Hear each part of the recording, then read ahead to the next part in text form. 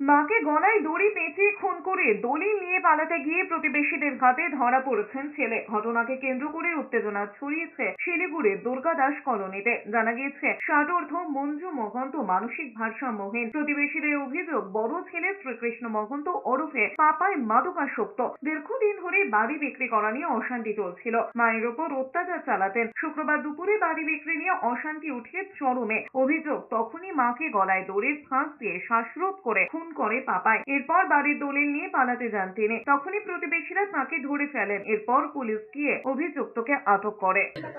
ওর ভাই মেরে ফেলেছে। ঘটনাটা এটাই।